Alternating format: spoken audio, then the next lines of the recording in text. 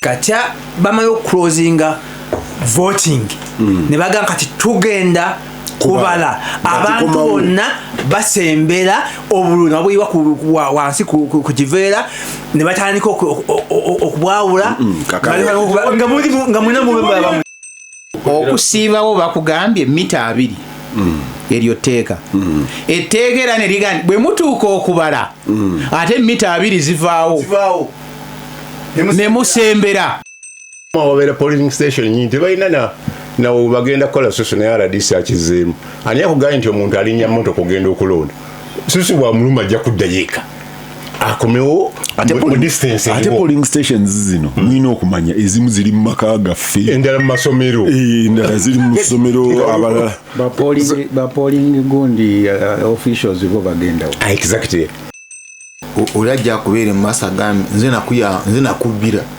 ekitegeeza oli mubbi you are a beneficiary of theft. You don't tell that to the state. Kati mwamugambira ki ate lwaki binteekamu abanuupu abamu e Masaka bali mu kukuma mu bantu omuliro mbu bagende ku barakisi e Kasijjagirwa bagisaleko ku lunaku lw'okulonda ne ku kitebe kya poliisi e Masaka nti Kyagulanyi bw'atalangirirwa bawambe. Akalulu si kulonda kyokka. Akalulu includes okukabala. Okukabala. Kati that's a decision ya court now. Court has decided mu musango gwa Nalokola. Nti akalulu bwabanga tebakabaze, then there was no election. Ku polling station waliwo abaaliwo, it does not matter distance gye baaliwo, but mukubala balemesa okubala obululu ne babuyuza. You have a precedent brought by a minister. I don't mind who brought them. Banwaga kutabangwa gwanga kubanga bajakidingana. Even before anybody talked about, even before Kyagulanyi mentioned the issue of soldiers and violence, Museveni yali atandise obweddoga nti intelligence tugamba eri agenda okutabangula eggwanga. Kyagulanyi abadde violent eri agenda okutabangula eggwanga ng'agezaako okubuildinga narrative eyo. Nabene bena Museveni bayogera nti banzibwa obululu 2.7 million. Kikutegeeza nti he is not ready to accept a defeat. He is preparing ground until in case are defeated, even massively. Ajagama banzibi. I'm not accepting. I'm preparing a ground. Gasimbagane ne bannamawulire wano Radio Simba Peter Kibazo mu studios ogikwanjulira osuzeeyo tya ampulirize yakoze olwaleero webale wonna wosinzira okutuuliriza webale kutuuliriza nkwebaza okubeera ng'okola bw'otyo nina John Kakande nina Harunah Kanabi nina Charles Rwomushana ne Siraje Lubwama mwana wakawa akedde nnyo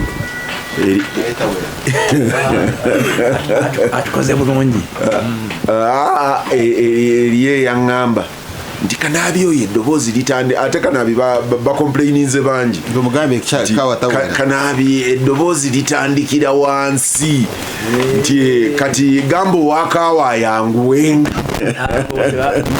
aboogera batyo tebaawulirako Gaddafi ng'ayogera kwa speech, tebaawulirako Osama bin Laden ng'akola speech style.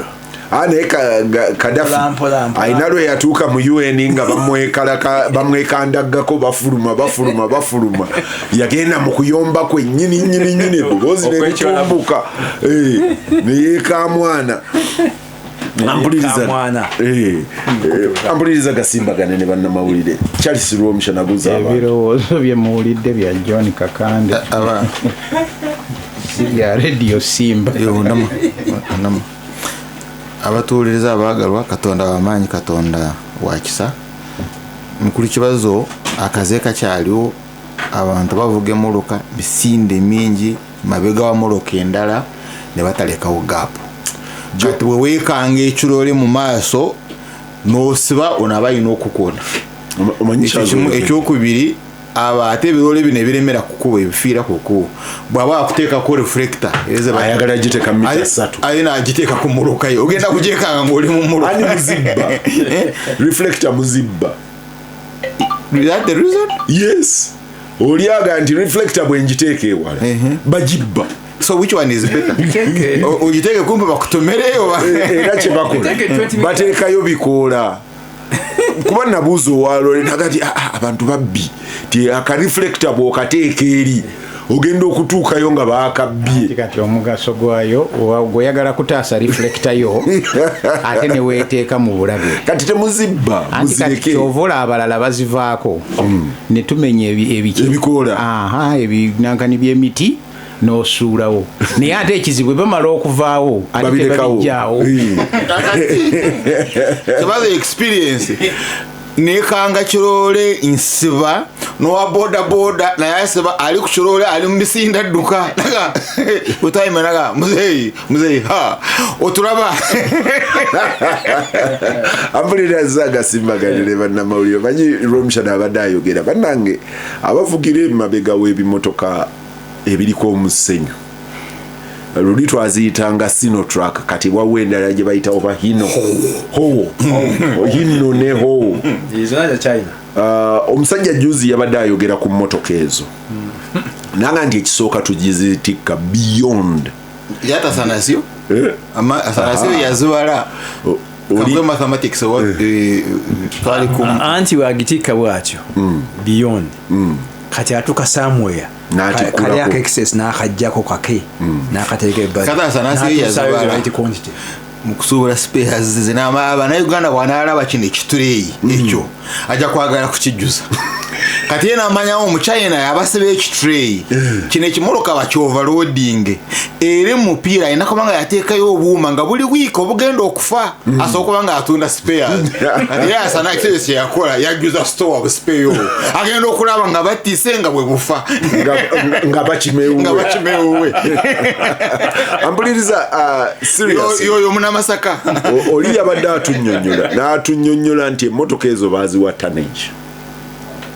ne Rwomushana atabimanyi ategedde nti train nene ku tonnage y'emmotoka nze yakolako watandika oyuliyale naye kati tuzitikka ne tuziyitawo nebeera ng'ezitoowereddwa kati oli yabadde atunnyonnyola nti brakes zaayo baazikola nga ziyina kusiba nga ziyina a certain tonnage gye zisitudde kati ogenda ogirinnyamu nga tonnage nzito okusinga ki emmotoka kapasite y'emmotoka kati alina gisiba nfunda kati gwamuli mu maaso nga tewamuwadde space okukakkana nga akunyize. Kibazo byonna byoyogerako byetugamba Kakande nja kudengo multiple organic failure ate achi kigambo kubanga osanga wa traffic yandikomye ku mwami oyo kyo wange motoka ng'etisse nga yani nga ate ali kulale wa traffic ate mu basaase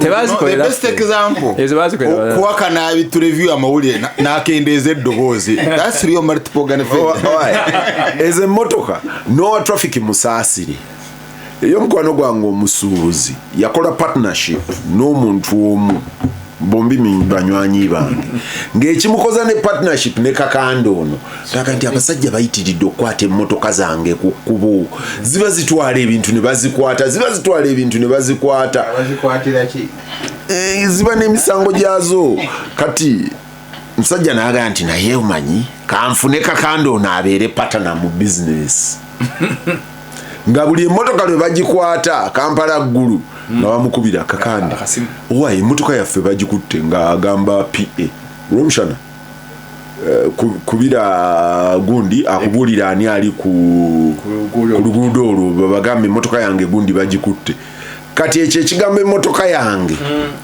kyayamba nnyo kampuni nti omukulu ono ne bwe yatuuka ekiseera nga kampuni agikooya alaba temukolera savinga sente zanigeze mbali kati nga zitambula smoothly.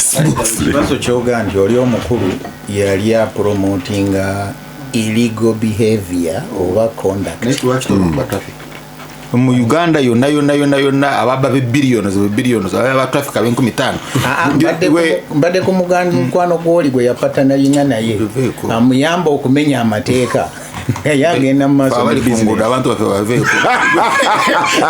kibazo tawali tupangisa mmoloko musajja naga akamba buulira amazima kulansa basede ngenda kuteeka mu lita emitwalo 3 lita emitwalo 3 sente emitwalo 3 lita 3 yaha emitwalo 15 plus kakati ate ku stage nyina okulekawo omutwalo ate nyina n'owa traffic omutwalo toziraba kakati mansa mufisaako zino sibasedde yamba they even a budget for them kakati abantu baffe mubaleke standard practice yes mubaleke oba toziza musango naye ono ali ku kkubo Uganda kiki mwogerako protecting against Uganda yo bakola yo gasimbagane ne bannamawulire Rwomushana ngembo nkole yange protecting the gain ene ya Rwomushana yotegere omanyeri ye yansomesa omulala oli yansomesa yanga ne bo batoziza musango ku luguudo kwotera okuyita wawo stages womanya aba traffic we bakola ki we babeera beera ne box y'amazzi mu mmotoka bw'ofisa mu 5 omutwalo nazo beera nazo ne bwe baba tebakuyimiriza yimirira baweeyo ku mazzi babuuzeeko obaweeyo n'ez'ekyemisana nti gwe insurance oba ogisasula preparation nti lwendikola ebikyamu tetulina enzikiriza love your neighbor the way you love yourself era enkola eyo ebadde nnungi nnyo gyendi lwaki toyagala mirembe era abantu bange lwakuba ennaku n'abantu bategeeze nti wava woota gw'oteeka mu mmotoka butereevu beera ne box yange eyawava woota buli lwemeera ku highway finally on that oli ateekawo fines mukulu Katumba wamala eza milioni 2 milioni 3 wa traffic za kutaasa naye teyaziteekawo okulemesa accident yaziteekawo okupakasa nabo baagala sera ate bazibba toba kakati balwanira nankani inspection recognize bagiyita non-tax revenue ampuliriza gasimbagane ne bannamawulire John esebo buza abantu omanyi ono Rwomushana yazze mu lugambo bannange mwenna abatuuliza enkyaleero mbalamusiza n'ebibazo kuba nti mutuwa obudde n'abanafe abasimba mwebaza kutukkiriza okujja wano bulijjo nemundeetera ebizibu for the first time mu bbanga gwanvu nnyo ndabye Rwomushana nga alina enviiri mbeera nga tasazeeko mbeera ayinza okuba nga yawulidde jjajjaawe kyagamba nti mutabani we yamugamba okwambala enkuufiira tingejja talina nviiri ekiwalaata omusana guyinza okumuloza kansa teyakirese gantu mutabani we amutaasa yakirese ga mutabani we mugezi nnyo omutabani kigo yabadde agamba bamanyika bamanyi officially tumanyi omu Buganda batabani bana bangi n'abaana tumanyi omu Kanaabi njagala kulamusa nange tuwuliriza yonna gye muli nina omusiraamu gyonna musanze nanga nti Kanaabi onooba naye nkya onze ti mundabire ti omusajja oyo musiraamu nakoma konze ate abalala nanga nti Kanaabi omusajja oyo musiraamu konze mbeera ne Siraje mbeera ne Kateregga yangambye nti oyo omusajja musiraamu kati saategedde entaputa egoba Siraje egoba Muwanga egoba kati Kibazo abakuba taba nti kawano mbasiraamu bokyaza wano ayina akalevu simanyi oba oli amulaba naye amuwulira n'olwo olujogojo kusebo kino kirevu akalevu kaba kambuzi omuntu abeera na kirevu naye sebo njagala kulamusa kubatuwuliriza bonna n'okwongera mukulu Kibazo okuba tuyingidde mu mwaka gwammwe omwezi ogusembayo tugenda kumaliriza kimufuula omusiraamu kubanga alumba abalala mwaka gwammwe ebiki naye abantu bansobera facts zisigala facts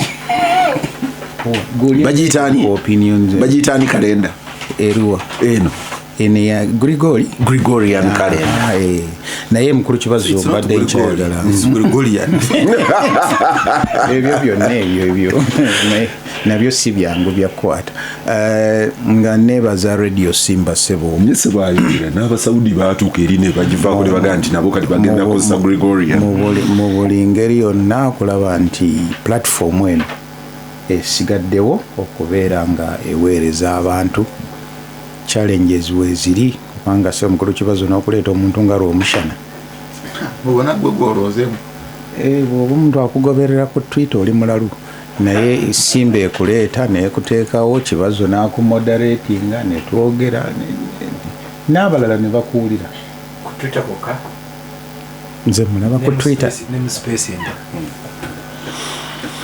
ampuliriza naye bw'olaba omulalu ng'otudde naye ng'oli comfortable gwe beera omulalu kubanga olina capacity control Siraje amawulire naye agatali gassanyu bampeereza wano amawulire Omumbejja Diana Teyeggala Ndege baliza mu ggale muto wa Ssaabasajja Kabaka Ronald Muwenda Mutebi azaaye oba mu bigambo by'Oluganda bagamba nti abuze awo tulina okuloopa nti ayina nnyinimu gutusinze nnyo twakuumye bubi Siraje abatuwuliriza yonna gye muli balamusizzaako nnyo njagala okusooka okusaasira maama omulwadde Right Honorable Rebecca Kateregga ate kati osaasira maama we ndabyeko tweet this morning nga ewa mukyala Kateregga ng'agamba nti ali mu ddiiro lye talina buzibu gwebyo bijjawa it can happen okuva Nairobi okutuuka Entebbe eddakiika 45 naye mulwadde yebale kujjanjaba abadde refutinga kati ebiri refuted by nannyini byo bireke olugambo lwammwe njagala kujja kubuuza ku His Excellency President Yoweri Museveni kyotandise campaign mu Buganda Siraje Siraje tudiringe n'amawulire tudiringe n'amawulire sembayo bannayuganda n'ensi yonna ku lunaku lwa 25 tusuubirayo amataba mu nsi yonna tegagenda kutwala akabanga kaneneko so ab'ebigwa bitalaze mutandika okwetegeka gasimbagane ne bannamawulire leero Siraje simutegedde Siraje amawulire wiiki eno mu speed nene nnyo wiiki eno President Museveni yagambye aba opposition naddala abanuupu nti muddeeyo mu devising okubala okugamba nti amagye tulina emitwalo abasirikale emitwalo 5 nga mu 14 mugenda kubasinga amaanyi mukole okuguguba okubatuusa ku nsi ensuubize oba Uganda empya naye alina buli magye ago gamugamba buli omu alina amasasi 12 kati muddeeyo mubale alina bameka era neetantala ajja kusanga ki ekyokubiri ku Monday olwokutaano wiiki eno submission zonna zawedde ku musango gwa Masasi Walukagga meya w'Ekyengera nga bagenda kusalawo avaayo oba asigalawo balyoke bateekeyo akalulu mbadde ngamba okusalawo kuli nti Electoral Commission eyina obuyinza okukola kye yakola oba teyina weba teyina ddayo ongambye mpise mu bufunzi kubanga taliyo kakati naye bwe nayasalawo wiiki eno era omusango gwa omugenzi John Kagezi n'abavunaanibwa lwasindikiddwa mu kkooti enkulu nga bakulirirwa Nixon Agasirwe bagende bawere ennembe nagwo omanyi Siraje just a second there buli lwentunuulira Nixon ng'ali mu kkooti nemanya nti kati ono Rwomushana yaaliyo ne baali bakozi ba Kibazo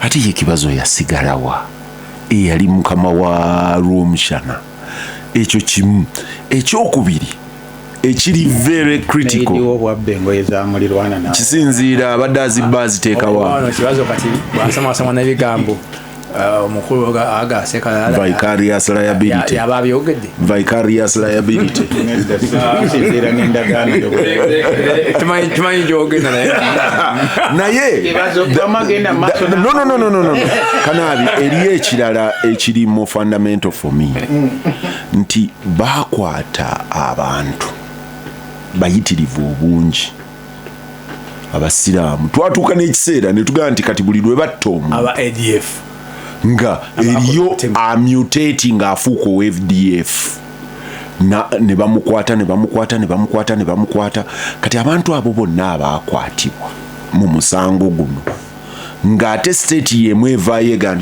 amazima gali nti wuuno kati bali luddawa lwaki tebagibwa ku charge sheet bo the most fundamental ekikulu nnyo kyagamba ayatemula omukyalo oyo ayali anoonyereza ku kuttibwa kw'abasiraamu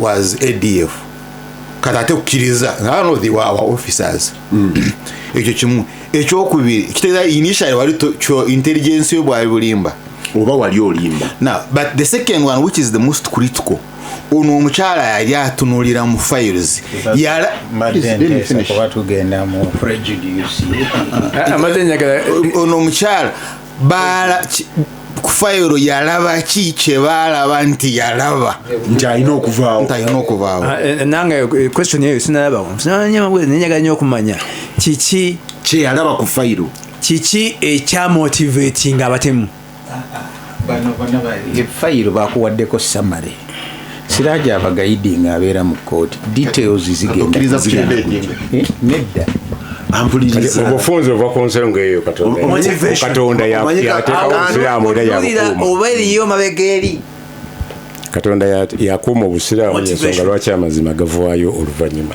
omusango gwa Katanga nagwo okuwulira omusango okutemula kwa Katanga gukyagenda mu maaso ekibiina ky'abakatoliki ba lawyers bakyagezaako okulaba nga faza agibwayo ateekebwe mu kooti oba ateebwe nga talina musango obuuma bubaleese biometric babugezesezaako mu paalamenti ey'11 bubagamba nti bumala eddakiika emu amaze 7 wala 6 niyo okukwadde okugezesa sawe baali bagambye emu naye kati kirabika kisukkawo bweziba 3 kitegeeza nti mu ssaawa emu abantu abagenda okulonda 20 kitegeeza mu ssaawa 8 temuweza abantu 200 kati polling station eriko abantu 4 ebeneronde andi bagamba polling stations bazaawuddemu polling station eyambogo emu mu 2021 yalina abantu 2,000 kati oyinza okusanga nga wajjawo 2,000 naye nga mulimu ABCD emu bweti yes kajja kusanga ng'eyo kati bagikendezezaako eri ku 10 bagamba the lowest eri ku 6 wakati w'ebina n'6 ne babawo obuuma bubiri kabanga buli kamu at most mu ssaawa 8 kakola ku bantu 108 oba abantu 200 ate n'obuuma buli obwagula biliyoni 8 mu 2021 bwo bwagenda wa wiki eno atobuuza okoleki Kibalama yaje musango ekibuuzo kyandibadde ani amusaplayinga bwe batyo bwe bagambye omwami munywanyi wange nti yagula technology software naye gwe yagula n'ayamba gavumenti okusalako ssente gavumenti yali etaddeyo nga yakumugula biliyoni 21 n'asindika abavubuka abe software n'amunegotiatinga nakkirira ku biliyoni 17 bwe gavumenti bwemala okusasula ne bagamba naye software ono ng'ate twamuyina Kibalama yajeyo omusango gwe yali awabidde nuupo ekyamulemesa isi okulicognizinga ekibiina ekyo ne kibanga kakati kali naye bakomplaininze wiiki eno kwenya nti esuusizza okuteeka sente mu kugulirira abantu baayo beyawa kaadi era ne bagamba tebagenda kubawa kaadi zibawanduukulula bagende bavuganye ku ngeri eyo ago n'amalala ge gabaddemu. Ampuliriza gasimbagane ne bannamawulire John Kakande, Harunah, Kanaabi-Etteeka, Rwomushana, Ahmed, Kateregga, Musaazi. New Vision yalese eggulire libadde lyamakulu nga jjajja mukyala akubiriza abantu mwenna gye muli muveeyo massively mugende mukuba akalulu. Mutabani n'agamba mumala okuba akalulu muve polling station. Entunga mujayi chairperson of movement. Nze nagisomye mu national paper gye wa editing anga. Ampuliriza gasimbagane ne bannamawulire nkomawo. Gasimbagane ne bannamawulire Radio Simba. John Kakande, Harunah, Kanaabi-Etteeka, Rwomushana, Ahmed, Kateregga, Musaazi ne Siraje Lubwama. Kateregga akubiwa ne kooti ne tayi lw'omukaaga luno DC Siraje ono yalina gy'antwala okugenda kuwoowa. I mean Sheraton. baada aswiri. Siraje yekukuwoowa simulina Omanye ebintu ebyo sikyabasemberera. Abawola tebamugwako. Okuwoowa nti yafumbiza okuwoowa kitegeeza ye kuwoowa. Mu t-shirt ya Simba. t-shirt yewasa Siraje yawasa. Omanye ebyo ebintu njagala kubeese kusembera wala nnyo. Kanzu etwala ddakiika mmeka okwambala ne weeyiwako be. Njagala kusembera wala nnyo. Ate wagala ku Sheraton. Kiri gazetted press. Why bano bawoowera mu ddiiro ewuwo ne Munira yatuwadde kasita oteekayo n'olaga seeke yakuwooye ya registration. Omanyi Kakande mu Busiraamu omuzadde akuwadde saagala sawadde. Etteeka lya Uganda likkiriza omuzadde okwapuruvu menga nti babiri bakkaanya Islamic marriage. anti Eryaffe baatwabula. omanyi Kakande gwe wamiisinga etteeka lya Marriage and Divorce Act. Omusomesa wange Professor Abbas Chimba yaga nti that is marriage for the Christians, not for the Mohammedans. But that act is anti-Catholicism. Why shouldn't they say marriage act? Never call in that way. Eya divorce. Yeah, divorce act. Really, why do you have to combine marriage and divorce? It means likyaganya okuyitawo yabakadaga ne kuwono Actually tebyatandikira Kadaga, byatandikira a lot years plus. because nzijukira Winnie Byanyima nga alikayanira omulembe guli ng'akyali member wa parliament. Kati Matembe was a co-proponent of the Marriage and Divorce Act. Naye ng'olyaga nti eryo ffe mutwawulemu. naye ndowooza oli kabwejunge talyagala naye kubanga ayisizaamu ebintu bingi NRM ena majority. Lwaki etteeka olawo ojjawo age limit Naye bannayuganda babulijjo limit obali abakyala tebaba bamusibatayo oba tubayita Ampuliriza naye ndowooza ebyo gavumenti waliwo ababikwatako ne bibookya engalo. Omukyala bamuyita Irina Ovongi yakolanga mu Uganda Law Reform Commission. Omanye ebintu ebyo n'obuzibu bwabyo. Wano gwaffe Muhammad Mbabazi yali ku kakiiko akaleeswe ligo yaga nti Haji tusaala ffenna yamutumala okukanikamu.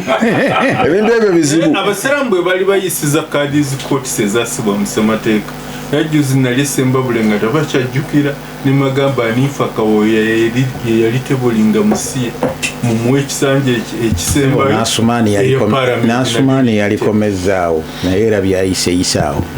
Ebyo mbirese omanyi ebintu byawo kuwasa n'okufumbirwa naddala ebyabasajja bano Kanaabi, Kateregga, Siraje bikuleetera buzibu bwa bwerere. Munywanyi wange yampita olumu nga nti jangu tugende nti mujje tugende tuyina wano gwe tugende okukyala baada aswiri oba baada magari zaali sawa mmeka wange onjagazaaki naye nawe kanzu wagiteeka mu motoka. ekanzu ne tugiteeka mu motoka ne tugire kooti. bwe twagenda okuvaayo olutalo olwasimbuka ekisooka bwe twatuuka ku mukolo nti teriyo kuba bifaananyi temugjayo obusimu ne mukuba ebifaananyi konza kale ne tulya bulungi nnyo emmere kubanza ekigambo kyenzijukira kye nayiga wali kye twalina okwogera wali nga tutudde ng'oga nti nam tutuule omukolo ne tugumala buli omu naakwata emmotoka ye nadda teyali after party nadda gye yadda wayita emyezi 3 nga bagenda batuwenja nga nseenene omukuumu naawe Kanaabi oba wali mujulizi naawe n'ogenda kati Kateregga bwagamba nti bagenda ku badaswiri ne Siraje abewa Kateregga siriiko bano baleka baliko baada dhuhuri aye wa Siraje bamumanyira ampuliriza Gasimbagane ne bannamawulire Siraje oyo muzanyisa yatutwalako ne tuwasa omukazi gwe yali yawasedde ng'amukoledde embaga era ne tubaawo ng'abajjuli nakolera muto n'omukolo n'akwalekadaali naze mwekangidda ayinga oluddewo nga simanyi kigenda mu maaso Siraje alinga Idi Amini kati ampuliriza Gasimbagane ne bannamawulire Kanaabi njagala kutandikirawo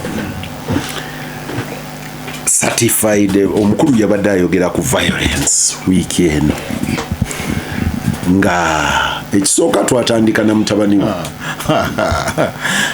it's okay twatandika na mutabani we tanisene Kanaabi twatandika na mutabani we nga mutabani we jude acid asooka agamba abantu nti abange mwategedde nti bwe mumala okulonda sibaagala waawo tulina obukuumi obumala mu ddeeka abagenze mu palamenti ne balumba mukulu kiryo bamwitaani mukulu Nsumikambi kiryowa Kiwanuka Mugambe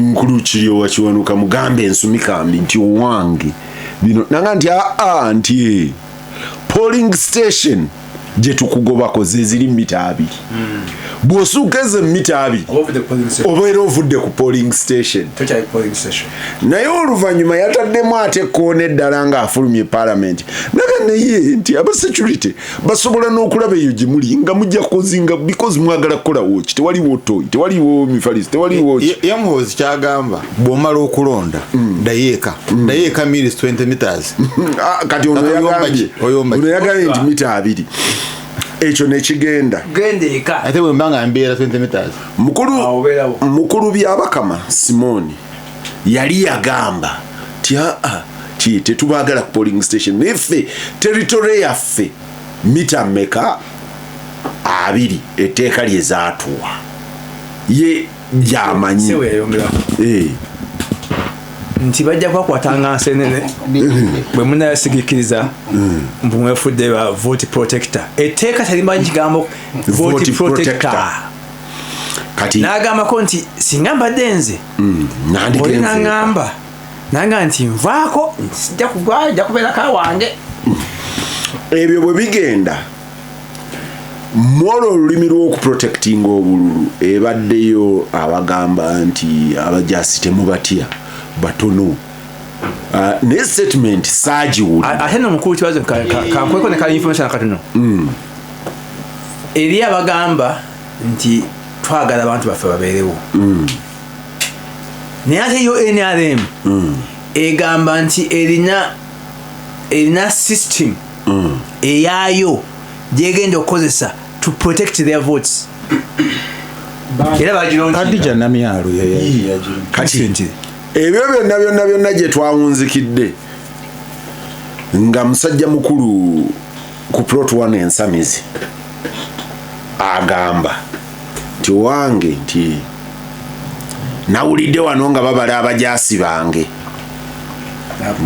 n'abapoliisi nti tulina bwe tuti nagira ati mu ngeri gyayogera erimu olubala temwandibawuliriza andi buli omulaba omu bwoti tebalina kulengera ekintu kyabwe tekirina kulengera buli lwolaba omu bwoti nti olaba amasasi 10 mu mmeka 12 nti gali mu chamber babeera mbuli ati eyo nyinyonyolayo eya kiki kye ganaakola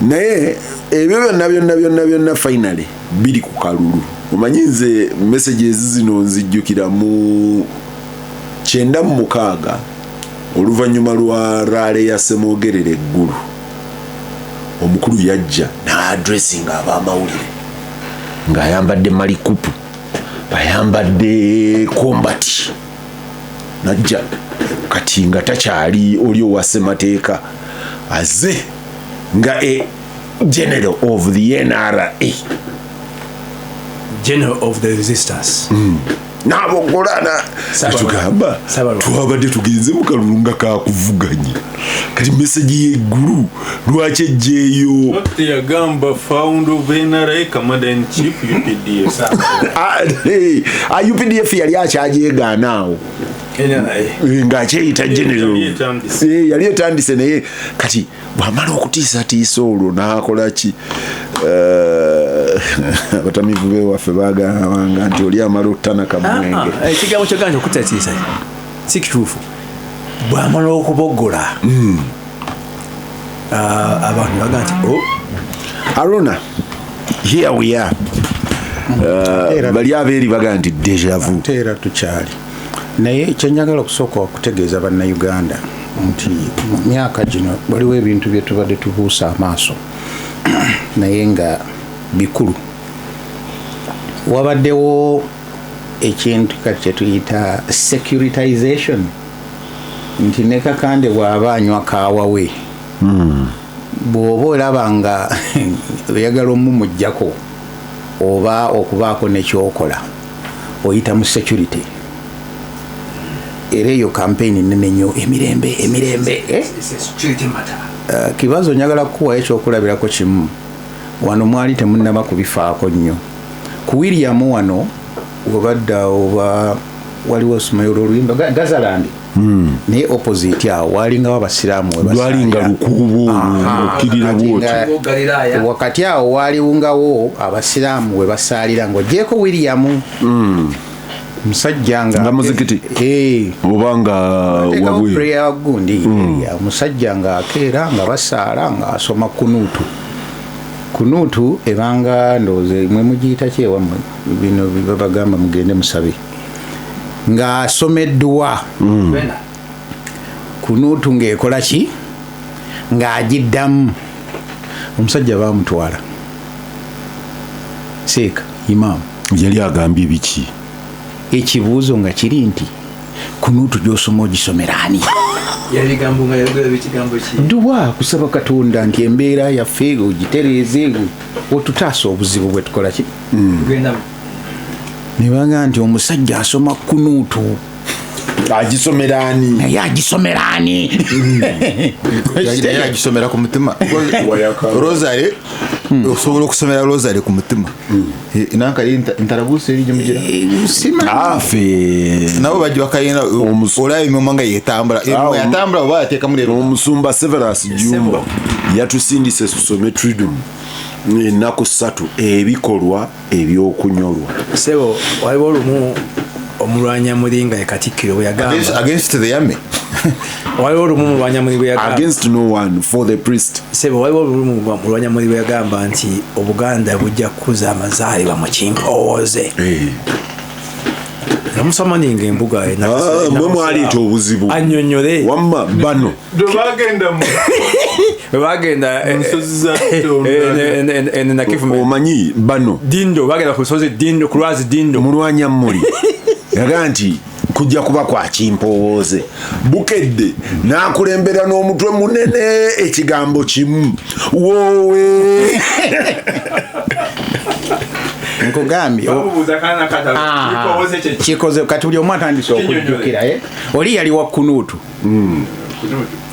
ekigambo kunutu ono wa kimpowooze bukedde kati tugenze okukakkana nga waliwo faaza naye bamugjewa mu kigo subversion ate no teri naje violent subversion okuwakanya kwe kulimu n'okubanga mulimu ebikolwa ebyaki kati eyo ne tuvaayo bwe tujja wano mu byobulimi bano ne baga nti bakateregga nti nadizi eyina nankani batwala ssente but these soldiers can do the job. Embeera y'abantu okubeerawo nga balina emmere is a security matter. Ne tukkiriza teyafuuka science teyafuuka kiwabula it became a security matter. Era okukkakana nga general yakulira operation wealth creation. Omanyika n'abekyo kyoyogedde David Kilchulen omu Australia yafuuka Omumerica kafulu mu by'entalo kafulu muwo yagenda ku War and Peace Center naye agamba food water ekyokusatu sikijjukira are the next triggers of war around the world. Era Sudan baga nti ekimu ku kireese ebyo kuba Gaddafi noza yali agezaako birizolovinga nsonga za mazzi kale n'ebyobugagga naye male nkugamba engeri gye tujja nti amagye gatuuse ekiseera gano agafa ga UPDF whereby nga bakulaga nti gwe Kibazo ne programu bw'obanga gw'ogikola bwe tuwunyirizaamu bwe tulabamu security. It's a security issue. Kati eyo kava nnungi nnyo ey'okuyingira buli wamu era neewuwo bajja ku Uganda Management Institute jaga nti communications office ono ateeka okuba nga alinamu ka doctrine ka magye ng'ategeera security issue ono aliwo asamwasamwa nnyo bintu oba okutwala bakusomese sebo mu covid twali wano nti amagye baagakwasa obuvunaanyizibwa okusaplayinga abapoliisi emmere yesebo nek eya UPDF nga yekwata obuwunga ebuweeki nga poliisi bagiwa sente zirina kuddayo wa muneke kubanga baali bategeera nnyo nsonga ya security. Kakati gitunuulire bwotyo ye context gy'oba otwaliramu ebintu byonna. Ab'opposition bwe bazze etteeka lye boogerako erya Presidential Elections Act lya 1990 mmeka mu Kakande 95 eyo section tebeera nga amended egamba nti akalulu polling station wali weebeera mita 2 okola ki gwebeerawo awo kasita obeera outside that eno ya EC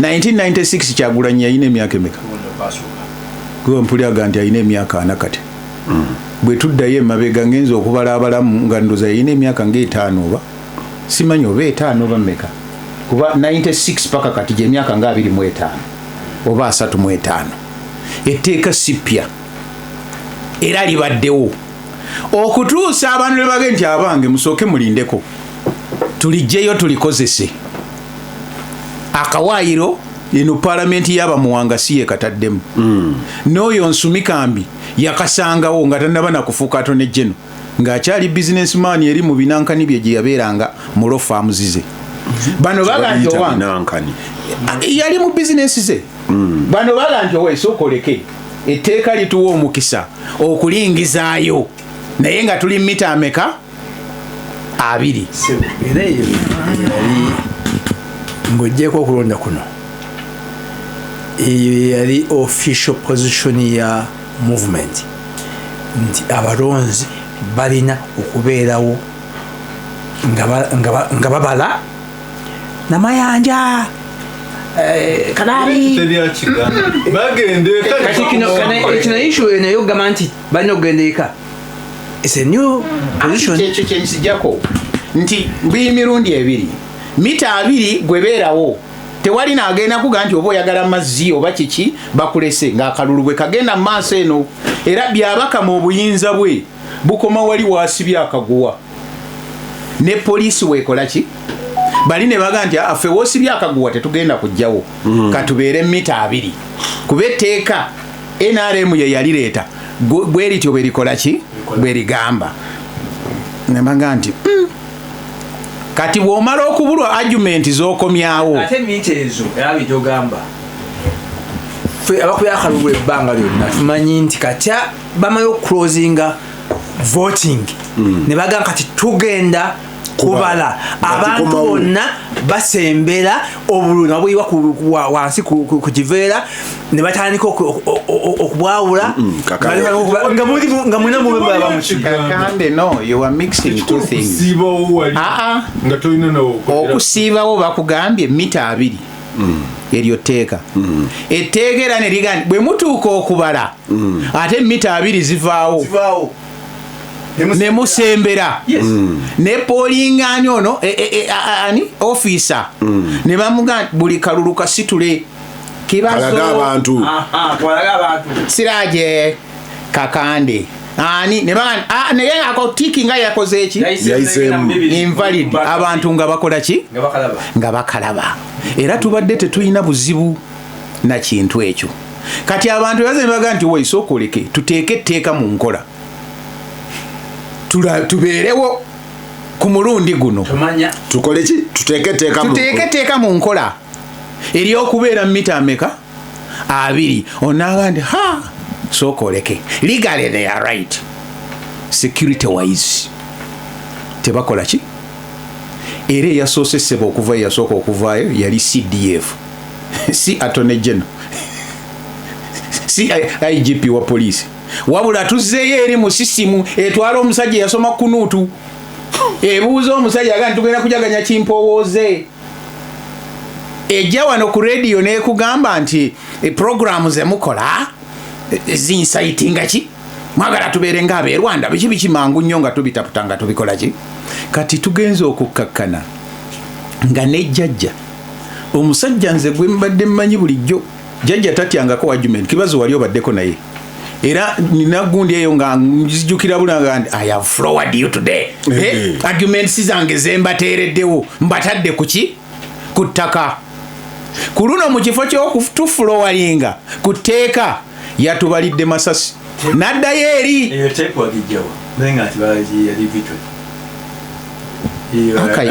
archives zibeerayo eri wali mu museum enakwera owulira ssebo kati tebikyali bya I have floored you wabula tuzze mu layini eri eya interpretation si ku tteeka tewali n'omu kubo yavuddeyo nalabyeko wa poliisi yabadde ku rediem ngaga nti naye gwe bannayuganda nga bw'obamanyi bw'obaleka ne bakuŋŋaana ne babeerawo abangi olowooza ki ekivaawo kati ye atandise okutusoma nti bakibazo bano olowooza be bayimiriranga 50 bantu balamu abo nina okubakola ki naye muowino nga tannaba bagobayo n'abajja ku mupiira n'abagoba kubanga nabo bakuŋŋaana lwaki eno ensonga kati ekibuuzo kyekyebuuzibwa nti lwaki etteeka tetwagala diteeka mu nkola buli omu alitaputa omuwabuzi wa gavumenti ku mateeka ananaagira bwamala n'ateekako obuwaayiro ate owa security yasinza okubeera nga ya emphasizing ensonga nti wano temukola ki temubeerawo. Is it a security issue?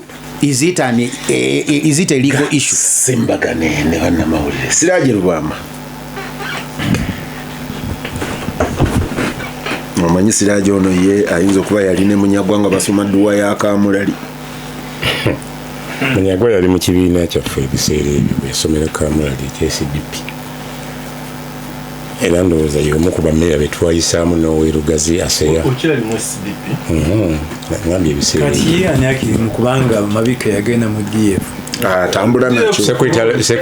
Secretary General yakyakikuumye bamuyita Lubowa. Ambulera. Ina ate Lubowa naye member wa DF. Naye yakirina.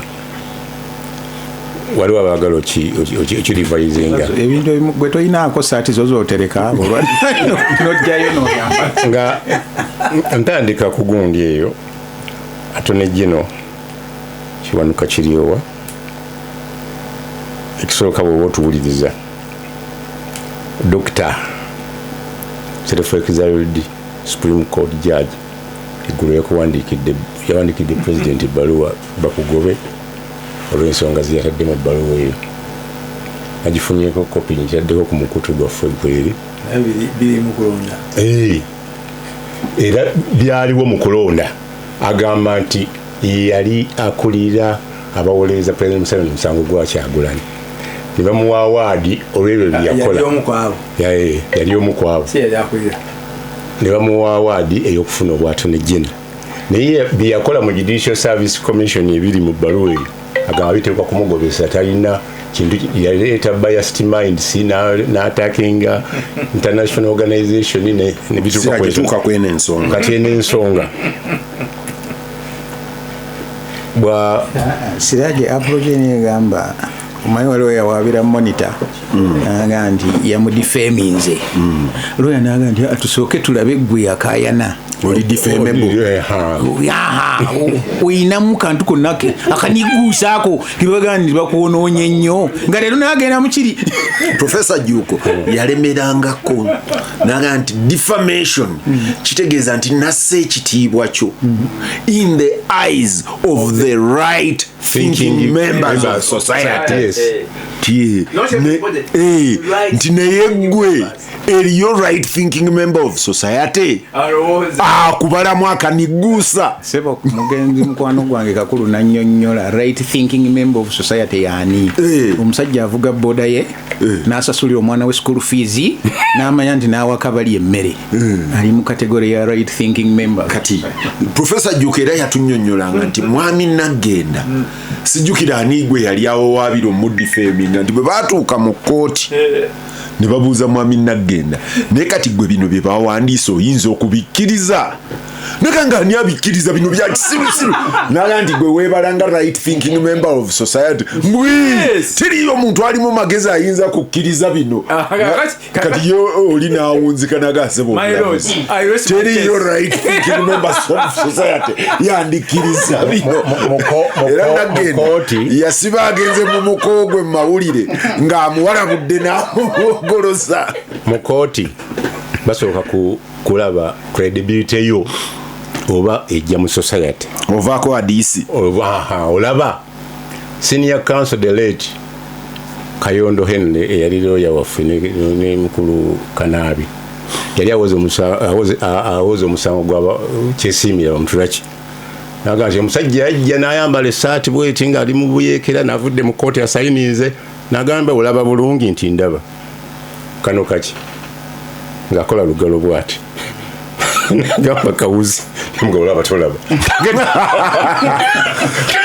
bw'oba tolaba walaba otya ekintu kiri kati chairman we commission gibatekako n'akagambo independent eri independent ndiriyo meaning of the word nti jeno babiri bavuddeyo jeno Muhoozi agambye bw'omala okulonda genda weebake nga talina teeka lyakola nga akalonda kugenda kuba kulungi jeno owokubiri mukwano gwange jeno Nalweiso nagumiza nti abo abakungaanira awo awamu awabeera polling station nyingi tebalina nawe bagenda kukola susu naye RDC akizeemu ani akugambye nti omuntu alinnya mmotoka ogenda okulonda susu bwamuluma ajja kuddayo eka akomewo mu distance ate polling stations zino mwina okumanya ezimu ziri mu maka gaffe endala mu masomero endala ziri mu masomero abalala ba polling gundi officials bo bagenda exactly nti osobola candidate bangako mobile toilets za isi osobola n'okubeera ne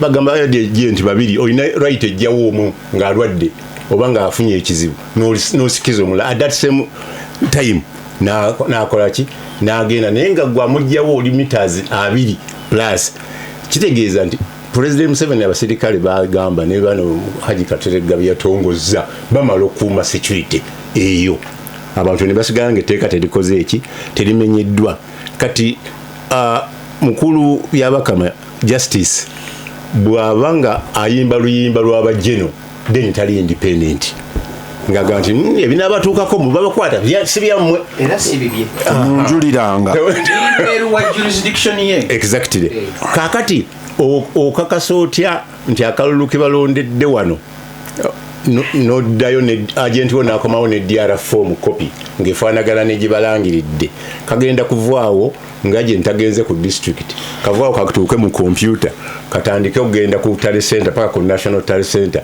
batandike okukalangira nga gundi abagamba mu mulemu eddakiika 3 tujja kudda tubawo obuki obululu omwami omujje nakyali mulamu bamukwatako after kalulu nga batunda ennyumba ye lwa bbanja ne bamuleta ku high court ne bamucommitting emyezi 6 mukomera ne bagamba amusibisizza asasule emmere ye ya buli lunaku okumala ki omusajja nagali nusu 10 15 dazongera kati nze eyabbira omukulu akalulu nange munsibiro ennyumba ene kati mba interested ngenda mu kategori mujjako details nemugawo mwakabba bato aya okusere nabe abakyambuya abapulize nogati owai obudde buweddeyo no tumutwala nemugamba mpa ku simu ya mukyala wo nja kunoonyako mukyala nemufuna nantwala eruzira musajja naga nti ebyo bivueko ennyumba bagisasudde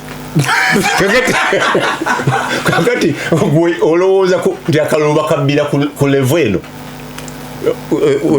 omanyi Siraje alokompoka wano naye mu mboozi emu sijja kuteeka mu mannya basajja bakulu n'abavubuka actually baali bavubuka omanyi abavubuka beemanya essajja batuula oluvannyuma lw'akalulu akamu agamba musajja mukulu naye tebaba kubaffe tewandiwangudde naga nti wa mwakola ki naga nze nti nze nali responsible ku bino ne bino ne bino nze ne balerembuka nabaga nti ne bemba nga mulina ekyamaanyi kye mwakola temuyinza kusukka 5 ku 10 lindako Siraje temuyinza kusukka 5 ku 10 contribution yamwe kati jjukire wetaga bamwenge naye baaliri mu lubereberi lw'okumutuukako nga tebannamutuukako gye baamulindira ng'abamu baataddemu ne beefumuula nze nakola bwe nti nga bye baakola tebimugaana kuyitamu byandibadde bimuyamba kuyitamu era yandibadde musanyufu nnyo nabo nti bana balenzi bano bankolera omulimu abaali soba oba soba abaasigalamu nga 2-3 bo ndowooza nga oli baamusoma bo ne basiba zipu ku mimwa be ne basirika bali bonna abalerembuka tale abamu wetwogerera basibira mu makomera asimanyi bonna basibira ttale abamu kati bali mu process ya rehabilitation bagenda babaddaabiriza bakomawo abamu basigala nga tusinkana nabeeyo ne tunyumya nabemboozi tayagalira ddala kuwulira ebyo bye mulerembuka nabyo mbunze nakuyamba n'okola otya kati okuva obubbi obwaliwo mu kalulu k'ekinaana wajjawo obubbi obupya mu 9 ekibazo gwe bwandewande badde gwe oli ajja akubeera mu maaso agambe nze nakubbira ekitegeeza oli mubbi you're a beneficiary of theft. You don't tell that to the state. nazo teziba mpisa by the way kati mwamugambira ki ate lwaki binteekamu which is also wrong.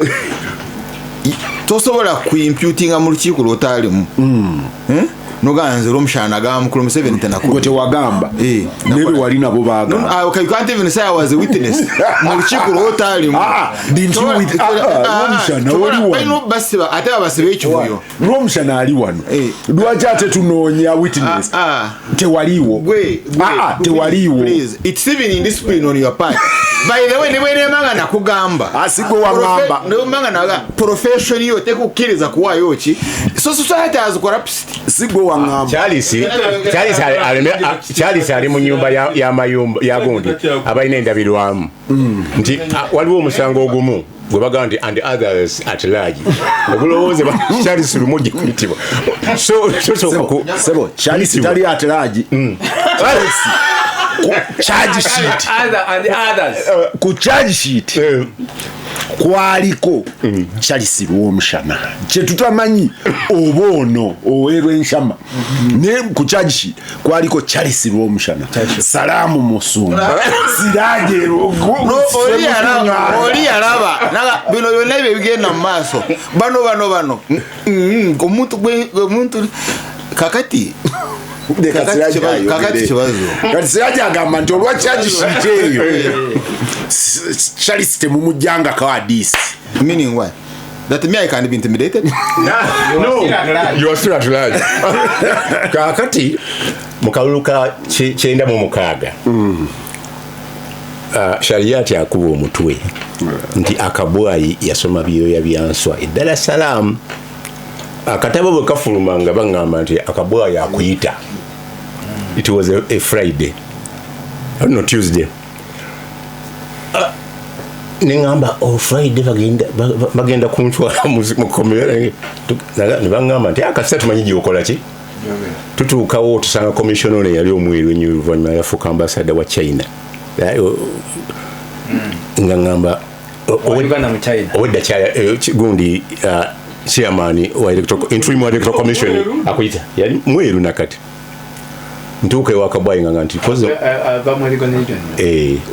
nasoma ki kwanza sinze nabiwandiise naye nkolera shariati si kyekikuyisizza twabadde mu lukiiko Museveni ng'amaze okuba laali ekisolo abayeekera ne balumbayo nga akakiiko k'ebyokulonda tugaa nti kiri unsafe semwogerera okubayo ki laali eyalina ogisazaamu kaakati bano ne bawakana bidandisali chairman wa gundi ngali ku side ndala chairman wa President Museveni mutagamba nga naye agamba si kituufu ne Kyanjo delete ngagamba si kituufu ne basalawo batwale omuwamawere wa BBC mutagamba n'alonda nze okugenda kakiiko ako chairman lawyer ng'agenderako yes ne chairman wa DP mu Kampala gwe bayitanga Lubowa azaala Lubowa yali kansala kati omusajja ngamba musajja wa Kiwalaata tukwetaaga wano saawa 9 mugenda Kisoro to verify ezekiro nimugala sina na yadde transport that would be catered for ne bampa oyo omusajja omweru n'atuwa akasente kaali kawera owa taxi tewaliwo simu ebiseera namusuuza wakaawo n'okuntwala kweriko commission naye twasimbula 12 kuba Lubowa yatuuka tuva Ekisoro I mean Ekabaale tugenda Ekisoro batulambuza n'abasibe abayeekera bagamba bakomyewo bezza bokkambu ng'ebula ebbanga tono bakole ki ebbanga abasibe ababadde batulaga amalaalo agabayeekera be bakoze eki kati mbange twali ku guided tour nga lawyer atakukkiriza kugenda wala naye nemugala susa nnuma ng'endako mu kayiga awo omusajja n'ampita bw'ati as usual nangamba nsula wali bw'oba osuza Ekisoro nja kukulaga nti abo tebaziiseewo bantu nemugamba fine naye tetwasulawo twaddayo Ekabaale bamala okulya ekyeggulo olwokuba bantu batuwadde akasente nennya booda nenzirayo Ekisoro yes waliwo booda nebasimula entanga mulimu biteteme byaki ekiro nenkomawo netulya ffenna ekyemisana omusajja najja nga atusuula buli omu n'amuwa ne balansi owampa balansi nemuwa minority report yange ey'ebigogo naga bweyagala kungobesa wabijiwa bino nemugaa nti nabifunye n'abagundi ababidani ngenda bawaaka ba Museveni nemutagambe nembitwala ekabuuso ab'ekabuuso mutagamba tebabitwala as serious kaakati akalulwako ne babanga style yali ey'okubba yali yakwambala makooti ng'obululu obuteeka muno mu kooti n'ogenda mu kinaabiro kyalinga kinaabiro n'obuyuwa mu kiveera twali ne mukama wange kanaabi wali ku gundi ku Masiro netulaba nga babuyuwamu babala obwa Museveni 15 tugenda ogendako ero bageyo nga n'abasisita bali mu kuzina buwanguzi bwa President Museveni nga ti kati ate abasisita bayingiriddemu njagala kugamba nti baali musanyuka kuwangula naye okuluwangula okwalimu obubbi so obubbi buze bukyuka bwobulungu naye Siraje amanye nti nze nina n'amapeesa ampuliriza Gasimbagane ne bannamawulire abye basisita baali bajaganya tiyaga nti baalimu abo abatusitula ebitole by'obululu ne babiyingizaamu naye ng'ebitole ebyo twabiraba nga bajjayo ekigundi mu kabokisi nga polling officer nga bulinga 20 babuzibwa ebyo byonna otutte wala 96 ekisooka we nakuuma akalulu we nali responsible era n'agamba ettiimu ye teddamu kalulu obulu buno bujjudde kazambi simuddamu okupasikera sheya ate nga yesimbawo ku bwa meya mu 98 nga bamaze obusungu okukka naye kwolwo mu 96 nakuuma akalulu nakakuuma mitala maria ku kigo nga nze ndi responsible for territory nga ndi bana abantu baffe baatuwagidde nesebo ku kigo nyini bagenda okubala obululu obwo obwajjanga mu baachi bwe buti nga baatuwangudde naye nnoonya obusungu awo nga ndaba abasusudooti abasisita baani abalina okubeera nga basunguwadde naffe nga bazinze emikono bamwenya kimpowooze negamba owange kimpowooze kwegamba baali basanyufu okukikoleddwa naye the more serious bit gyolina okunootinga oluvannyuma lwa 96 akalulu k'obwa pulezidenti jjukira nti bwakubwanga njawulo ak'obwa pulezidenti nga ke kasooka ne tugenda mu kwaki ka palamenti bamuyitanga bigirwa omukyala wini babihuga yasitukirawo ewabano nga babadde bali mu bazitanga ni igana ku igana n'ekisolo babihuga olwasituka sinaga nti tugenda kuddayo mu kalulu mu kiveera naye nga yabadde muwagizi wa Museveni nfanfe naye ni mu kiveera babbiramu era twagenda okugenda mu ka palamenti nga babihuga n'ebyanyima ne wawo omulala yali aveene Bunyoro simujjukira ani omusajja ne babo nga basimbye kuuli balayidde nti teriyo kalulu ka mu kiveera babbiramu kofe kati luli twagenda muka pulezidenti nga mumanyi mugenda kanyakula kati katuuse mukammwe era twagenda okugenda okulonda aka palamenti ng'ekiveera kivuddewo Ahmed Kateregga Musaazi okuva ku kiveera kyavaawo ne tudda ku bubokisi obutalaba obuddugavu obubbi bususse tulwanyisa bubbi kati tuleete obubokisi obuli transparent nti ye n'amateeka tugakole ate nawaawo kati tuvuddewo ate gweoyogedde ku bubokisi obuli transparent nga mpa Kateregga ku kalulu ka Lord Mayor ne Peter Sematimba until today Kakande obadde obala nti abantu bameka abayinza okuba akalulu mu ddakiika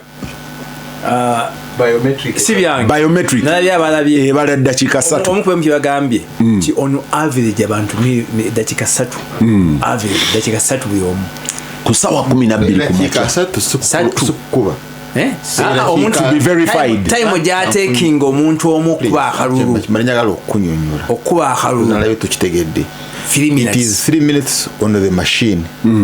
There are also other minutes. Taking away in a process. So it's more than machine 3 minutes. In other words, the additional delay now is 3 minutes. Is 3 minutes. But that's for the first person. Kati 3 minutes we tutukira oluvanyuma tuba tu processing nze yagenze n'omulala ayongerako. But mukalulu kalu kwagone Sematimba ntuuka ku National Theatre natuuka late. Natuukawo nga ebula eddakiika 5 okuwera essaawa 12 ku makya ye yali operation area yange mulonzi ki operation okayo ki voter protection rayota ngenda okutuukawo voter protection office ng'ebula eddakiika 5 okuwera essaawa 12 nga twabadde tulina kugulawo 12 ngenda okutuuka nga box ejjudde kunzi bano ti box ene egendamu obululu nga bumeka bw'ogibalamu average egendamu obululu nga 200 ng'abantu 200 bamaze okulonda box ejjudde nina nti kisoboka nindowooza nti wane waffe gwe baatusoose era nenkubirwa mukulu bamuyitanga Bilibonwa Ibona advice. Nemukubira mukulu biribono. Nagamba that's rubbish. Muzungu olunyonyo tuvu obulungi. That's rubbish. Very polished man. It's impossible. It cannot happen under my watch. Those were his words. It cannot happen under my watch. Where did you say? Konze National Theatre. Nangamba, I'm here. Let me come. Agenda okutuuka nganze nadenda bibox mu nenga waliwo ebbiri endala kuba National Theatre yalina polling stations nyingi nga waliwo ebbiri endala nga nazo zijjudde. Biri bonna bwe yajja, poor guy, he must have been a very legit guy. Yanyiga nnyo najjayo ekitambala nga atuuyanye ku makyoko 12 nga abuuza abofisa ayomba n'abapoliisi okukakana nga polling station agisazizaamu eya National Theatre. Kati agenda okumala okusazaamu ako spiral effect nejja ne bamuyita Batvale yali sawa 3 bagenda okumuyita wala nawala agenda okutuuka ku Batvale nga Segona yafuuse returning officer gaga nti atoba mumaze okulonda box zijjudde katubale ogaba Segona yali mu KCC Segona Medad Lubega Segona naye yali akuma ku Batvale voter protection officer kati obudde obwo but andera abavunaana biri bono bamuvunaana lwaki yaleese akajanja okusazaamu.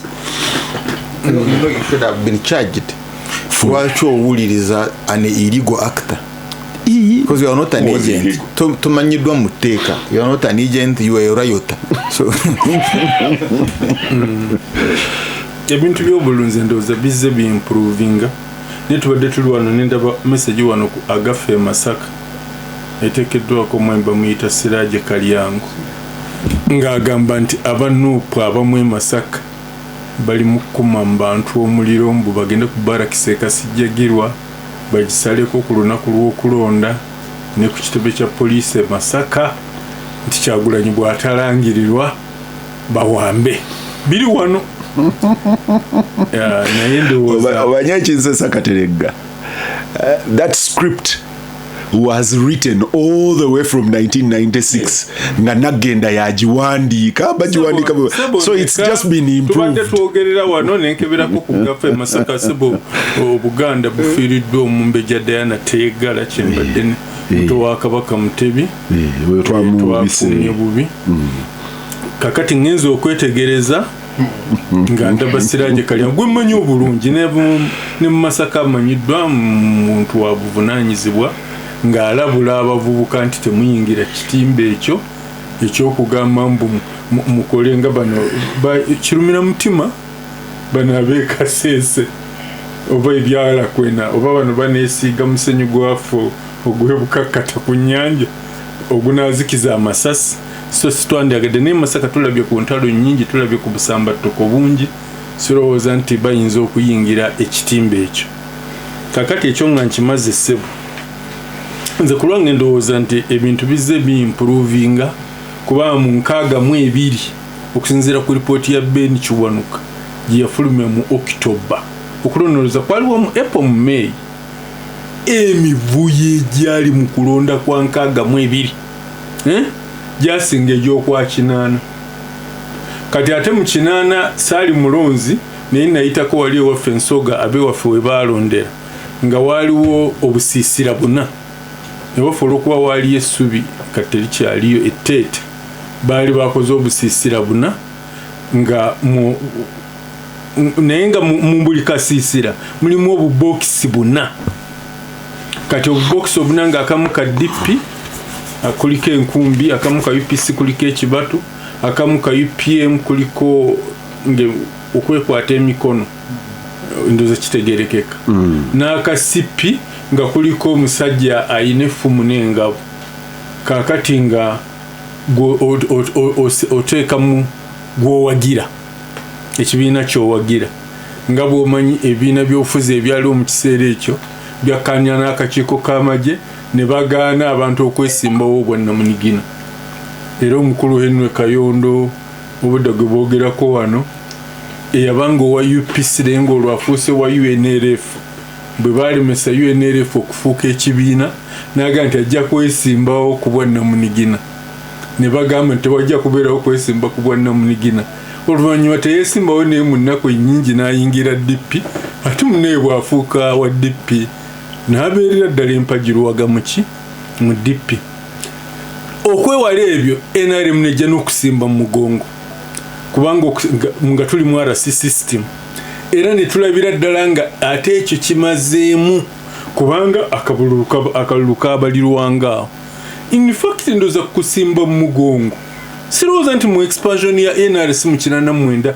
waaliyo emisango tewaali neyeemulugunya gaweerumira kyemikono mwakakomezaawo mu NRM akakusimba mu mugongo ndeka mmalirize ssebo mu 89 nekitambula nzijukira omukulu Kakande obajjukira twatambula ne abambasada ba Amerika n'abo ab'e Bulaaya mu kulonda RC obukiiko obwo obw'ebyalo mu 92 mu Kampala ne bakatenda obwenkanya ne bakalabamu ekizibu eki obutalonda mu kyama tinebirala byonna olubakayondo bayiga balondebwa wano mu Kampala kakati olw'okwesiba kalulu k'ekyama universal biki security belt ne tujja n'akasiye ndowooza ke kakyasinze n'okuba akalulu akayonjo ne tugenda ne tugezesa akalulu k'ekyama mu siye ne kikola bulungi nnyo ekiveera ekyo kyaliwo teri yakyemulugunya Yesu waliwo abatonotono abeemulugunya ku byava mu kulonda naye nga tebaga nti kiveera kiki era ekiveera kikyava kikozesebwa mu 96 mu kalulu ka president kubanga kyali kikoze bulungi mu 94 naye nze no mu 96 obwedda mwogera munze gwenzijukira obulungi wano mu Kampala mu kulwanyisa ekiveera yali Captain Francis Babu naye ekiveera tekidda era ekiveera ne kigira ki ekiveera ne kibaawo nze ndaba buli mulundi improvement mukulu kuba teri kulonda kuli excellent era ataba abalya mmere era nga bwomanya abaana Adamu okola kino akola kino nenze ndaba nti ebintu bizze bitereera kati kino ekyo abana Adam because Adam is bride Adam from Adam abana Adamu bazukulu ba Adamu ebyo bireke olulimi oyiga luyige kale olwokuba kintu akatinga cross namukozi bana ba kintu oliwo emporo nkore ye yali naffe nkore eri prop ndimulangira kintu akatinga cross okuva ebugisu ebusoga ebuganda ebunyoro n'enkore eri original so kangambe abaana ba kintu kwa bateruga nti baana ba kintu tebagwera odda n'abandoza nku accommodations nze ndimulangira tugende maaso Kateregga kakati kyembadde ngeza kugamba nti omulya mmere okola kino n'ayiya kino okola kino n'ayiya kino naye nga improvement weeri kati kino ekiriwo kakati nze kulwange siraba kinene nnyo kubanga bagenda mala okulonda weesuule komite naye okusiibaawo okufuulawo rale kati sandi kyogedde naye kankyogere mu kalulu ka 2016 nga kaliwo lwakuna naye ku lwokusatu nze kennyini natuukirwa bannamawulire babiri ate bakyali mu active service ku radio ezimu wano mu Kampala ne bantegeeza engeri Besigye ne banne gye baali bategese okwerangirira nga basinziira ku bivudde mu kalulu k'omu Kampala ne Wakiso era nga baguze emiceere ebyo ennyama ebigenda okufumbwa omwenge enjaga nti buli we balangirira bano barayotinge mu ngeri ey'okuwagira nti ki Besigye ayiseemu era yeerayiza eventually yeerayiza mission eyo teyayitamu ng'asinziira ku bululu bwa Kampala ne Wakiso Besigye yali agenda kwerangirira kakati bwe babiŋŋamba naye mbitwala nga bintu biri serious kwe kutuukirira ne general bwe twali tumanyiganye ne mugambo wange abantu bategeka kino na kino mu Kampala ne Wakiso naŋŋamba ndiye yegendera waabwe kabula mufamu mpulira nti kati chairman wa structure emu eyenarem mu district emu ngamba bagenero bwe bati bwe bafaanana kwe kufuna omukyalo omu yalina ofiisi ku Serena nengenda nembimbuulira n'aba serious ne tuyita abaana bali netiwaaka yonna yonna Besigye nga bwe yali agikozesezza yonna ne tugisinkana ekiro mu Serena ne batubulira byonna bwe binaatambula era tebyatambula era akalu ka Kampala ne Wakiso ke kamu ku bwasembayo okulangirirwa naye nga kamazima olukwe ne lugwa butaka yadde eventually Besigye yeerangirira so kikyengezaako okugamba ekintu kye baali baagala okukola mu 2016 kirabika nakati kye baagala okukola tojja kusiibyawo bantu balina okulya balina okunywa abantu bakuba akalulu badde ewaka bakomamu mu biseera ebyokulangirira nsuubira eki kiba kisobola okugira kiba kisobola okukolekera tujja ne tukumwa mu muliro mu bantu ate ne babonaabona nga ffe tuli ku byaffe tuli mu bikyapere tetufaayo so nze nandirowoozezza nti tugoberere mateeka mukulu chairman wa electoral commission yali mutuufu ng'omuzadde akanti bw'omala okuba akaluluku n'osigala ng'otaayaayawo ne bakwata munnange nze nja kuba sivunaanyizibwa ekyo ekikola mu mwoyo ogw'obuzadde then CDF okuvaayo omuduumizi w'amagye General Muzika ne Rugaba mu ssemateeka omwo ne mu tteeka ly'okulu ne mu mateeka gonna ag'ebyokwerinda buli poliisi weesanga obuzibu amagye gajja ne gagiyambako era ffe Jinja amagye galirede gatugaye gagenda tuwa reinforcement ni wonna mu Uganda kimanyiddwa amagye police prisons reserve bavaayo ne bayambako bwaba nga kyetaagisiza amazima gali nti waliwo abateekesa okwagala okutabangula wano oluvannyuma lw'okulimu e Tanzania naye kakati mukulu Kibazo leka mmalirize ekintu kino mu East Africa wano ndowooza fa nayikondo mu Lukoola abanoonyi b'obuddamu bonna obalaba bava mu wanga ag'omuliraano bonna baddukira wano bwe wanaatabanguka East Africa enaasigala luddamu ampuliriza Sekendi kamu nze n'obubaka banjagala buweereza mukulu Agasekalaala ne ttiimu ye naawe olw'omukisa gwe bawa abantu buli omu najja n'ayogera ebintu bye nga bwakola ki nga bwayagala nga muli ne muganda wange Kateregga ngambe Kateregga naye ng'emizindaalo tebagijjeeko mugende mu maaso mwogere eyo ye Uganda gye twagala ampuliriza Gasimbagane ne bannamawulire nkomawo Gasimbagane ne bannamawulire Radio Simba omanyi neesunga nnyo obudde bwe bulituuka nenfuna omukisa nina ekirowoozo nti information gye nkuŋŋaanya njikola mu manuscript gye nj'okuwandiikamu ekitabo naye my highest moments ku radio singa emizindaalo kwegiri emizindaalo gino giyina decency ne polish mungi nnyo n'amapeesa bwe gavaako is the highest moment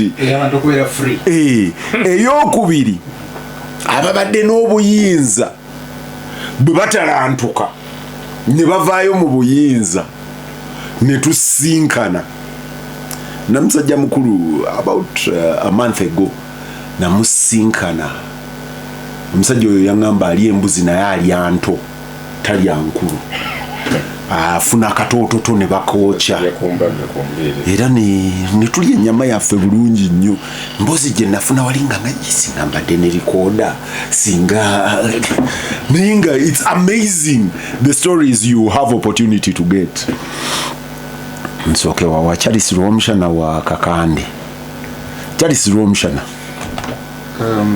nanjagala kwa screenshot naye mpise egamba teeka because I will refer to it later that the presiding officer ku polling station akkirizibwa okulonda kulonda polling assistant, the polling constable other than a police officer ekitegeeza ali standard is a police officer. But bw'alaba nti police officer tamala asobola okulondawo omulala okumuyamba to have security. So in other words, mu kulonda wali mu police at the polling station. Yes. I will refer to that later. Kakati Baba recruiting recently actually. Ba constables. I'm looking at the law. Era bonna baba passes out okosajje mu Uganda yonna. So free and fair elections is includes kasoka kitege mu okuva ku jogendo okulondera okutuuka olondera.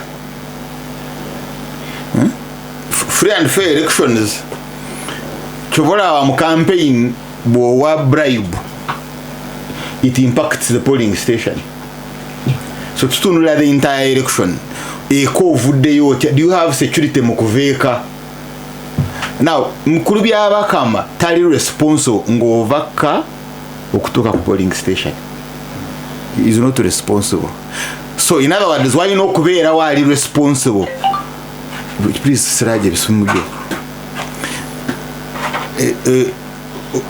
Why not kubeera wali responsible for security okuvaka okutuuka ku polling station?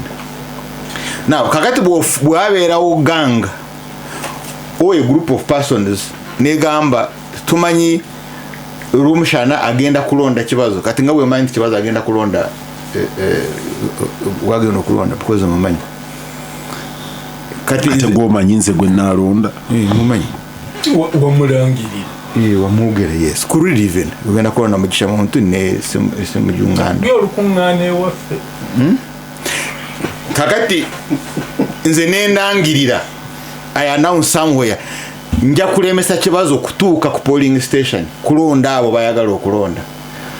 Mulimo gwa security okunnemesa gwosobola okujja okulonda.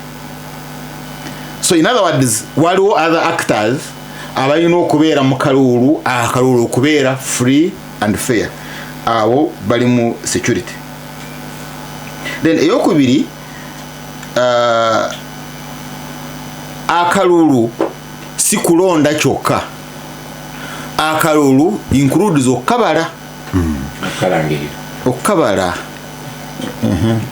Kati that's a decision ya court now. Court has decided mu musango gwa Nalokola nti akalulu bwabanga tebakabaze, then there was no election. So obululu bwa kawempe bwonna babusazaamu. Why? Because waliwo obululu obutabalibwa, and court therefore decided nti olwokuba buno obululu tebwabalibwa, therefore obululu bwonna bukoze eki busalidwamu. Obutabalibwa nga singa bwabalibwa kyali kisoboka okukyusa results. Bwali bungi nnyo okusinga margin wakati we yawangula ne yaddako. Ate kati babumanya, you cannot say bwali bungi nnyo nga butabalibwa. Banning polling stations. Yes, the decision the number yali higher. You go and read the decision. I read it. Read it. Ano chenga majireta katojisome. Don't disturb many propagandas. So the decision of the Supreme Court, of the High Court Kateregga, akalulu konna kayina okubalwa. So okutabala kalulu can invalidate akalulu. Gogenze mu qualitative test. Okutabala kalulu can invalidate. So in other words, nze bwenzija n'engwira polling station kusayo okubala nembalemesa okubala by whatever margin, then akalulu ako is invalid. It can invalidate the election. Not necessarily. He said it can. It depends. It can. May not. It is a decision of the court. Can I be protected?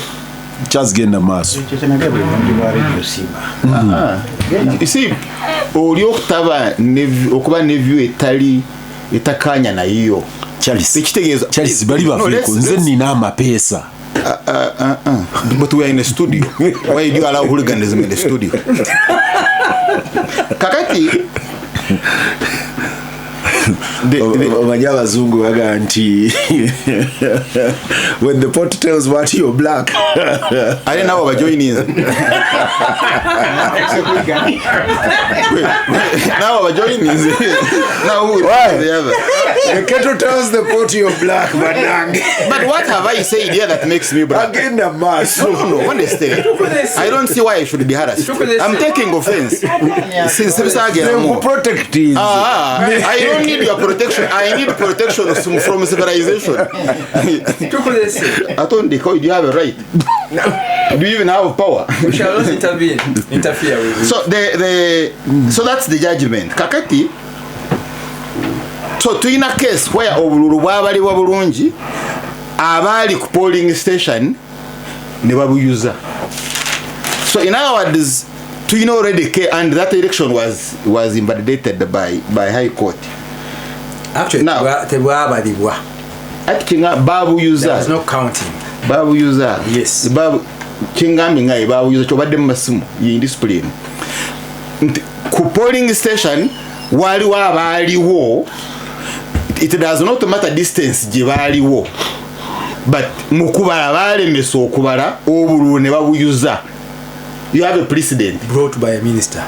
I don't mind who brought them. But the question is bali wo. They were Ugandans abali polling station ne bayingirira okubala obululu ne babuyuza, and the election has been invalidated.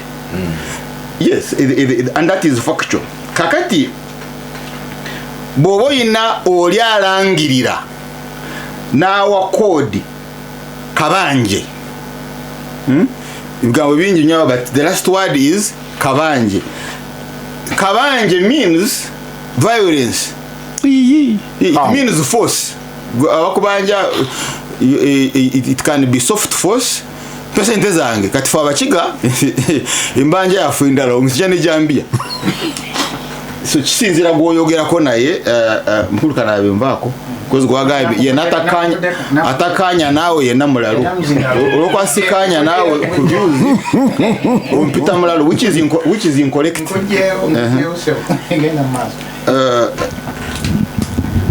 Therefore bano baga kabanje, and kabanje means you have an action. Na ine bagamba temutya mwana bade mutya abasirikale, but twakoze mathematics, this is their disposition in war. Bobo balirira mutalo woga kulumba aneneme obala disposition nga bwayimiridde no kubale namba nga tonagenda mu equipment yaina. It means okoze intelligence, okoze assessment osobola kumulumba. That statement is a declaration of war. According to you. I'm the one who is submitting. Now over the stories za grave zikisoro. Kasogama mwetegekete mutyamaje. Temutyamaje because abeno neno bakikola. Nafe tusobola okukikola ne tubali awo because sibanji. It means your intention is to subvert the state. Kakati bogamba nti ku polling station berawo ngo ina that mine ngo gitade mu population, then there is a risk to the polling station. You've created the risk. Oli akola assessment, akola security audit, akola threat assessment, abalabye risk. Kati nekindeta kunanka neje nkuwadde screenshot kuteeka, I think it is section 49(4). Can you let me read it if you can get that screenshot very quickly so that we interpret those words. It says the voter shall be at least 20 meters from the table. Now, I think function table, I think it is section 3. Oli walondera. The table is defined oli wakorachi walondera. So, what is the intention of that subsection? The intention of that subsection is about security eyo ya alonda. Because if we mbandi ku table badifine the table oli wateeka ballot paper ye n'alonda and the first subsection I think or the second egamba the election shall be by secret ballot. So in other words beera ku meters ezitatawanye mukulu Kibazo kulaba ani gwalonze kumutawanya because I am supposed to have free thought. You get Kibazo nyizo okulonya nti kanine ndabe obona alonda wansi because this ballot I can even check nyinza no okuyimirira nteka wa moloka wagulu nenda bachokola ki nenda bachokola. So it is about protection of the voter. It is about the security of the voting. And just also core is that security of the voting ku polling station ya police. Atene eraganti the returning officer asobola to reinforce the police officer. In other words wagamba other than the police officer it means he can also appoint a soldier. He can appoint a bishop, he can appoint Kanabi, Umsalama Murunji, but he can also appoint Aita abantu abalalo because they don't agree, but he can also appoint a soldier. Iteka terikora chi iteka terimugana. And but the other word is at least. So at least means the most minimum always that the omuntu ali in the vicinity tagenda kubera threat to the voting is at least 20 meters. That was, it's not a right to the person. It's not a right into where Alonze you have a right to be there. No.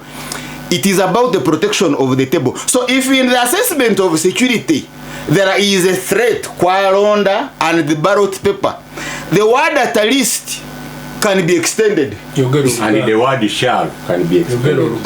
It shall at least. Because there are two words. The word shall is mandatory. Each together to someone below 20 meters. Minimum is 20 meters. That's what shall means. Ateeka. But in the way on this polling constable, at 20 meters, or you are still a threat. I have a right to extend it. You read it. You read that English. It's simple English. He can extend it even 10 kilometers. Because even 10 kilometers we end up to Jolly or Somoro Kasuke Ginger and it is a threat to the polling station. And so I'm not extending where you can't. I can even extend you to where you can't snipe.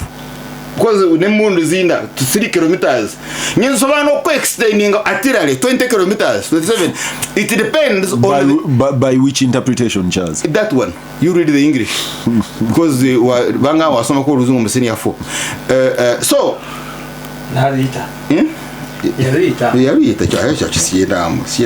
so now the second one is the statement of Musaazi in relation to Mukulu Museveni's statement that you have the security of the polling station, but there is also public safety. Kakati wabanga lwa bagambye tugenda kubeera ku polling station or near the polling station for purposes of chaos kuleta wakavuyo gwe agenda okukumba ng'olina okubakuba. What is wrong okulabula abo abali innocent abagala okulonda akawulu kaabwe kutabeera mu bano because bano security yaabwe kubeera to have human shield kubeera mu bantu bano olimo kubakuba obulungi tugenda kubakuba and that goes with banaba aba numbers ne mukulu Kyagulanyi abagamba temubatya tebawera mtwalo 15. Now Mukulu Museveni has categorized them as rioters. So Agambye a rioter a bullet because he's not saying a peaceful demonstrator a bullet. No, it's a rioter a bullet and it's within the law. Never namawulire. Yes, John. Sebo. Unusually. Leero nsembyeyo na John. Nkoze bulungi. Naye maze okuwuliriza bannange bonna. Mukwano gwange Faustine Mugabe gumanyo bulungi mukuŋŋaanya wa byafaayo nnyo bwe tuba tunyumya ne lwakubeera yeyanga nti n'ebyafaayo bye abirabira ludda atera okuleeta akaboozi akagamba nti Uganda eringa ente Frisian ng'eri ku hiiti esaze bwesala terinda seddume Frisian akate konna akabeera okumpi awo kayinza okuba akakolomojo, kayinza okuba akateeso, eyinza okuba seddume nganda oba bihogo ezo mwankole yonna egisookako Fraser ni sebo bazipika bupisi yonna egisookako Dr. Kaziwe yali alwanyisa nti bazimala kidenderi yaze eryokwegadanga naye bapika mpike mazzi yonna egisookako ejwakisa naye kaba akalomojo problem yako kayinza okuba nti tekajja kulinnya waggulu bulungi ng'ate yo ngulumivu ate kokwa naye lake kabane kaki Museveni akitegeera omanyi nkyatunuulira kati kulaba kano kasedduma akakolomojjo yaani Museveni yonna abitegeera nti Uganda weeri yasaze seddume egisookako yejo ogiwakisa eno ennungi yonna egenda okujja ng'eri emaze okuwaka tekyakiriza nnume enjala n'olwekyo alaba nga Kyagulanyi ke kaseddume akakolomojo naye kagezaako nnyo okutuuka ku Siraje nte kubanga eno seddume ekaddiye sipiidi yayo ntono tekyasobola kudduka sipiidi kano akakolomojo kali ku sipiidi kati atega emisanvu akakolomojo kaleme kutuuka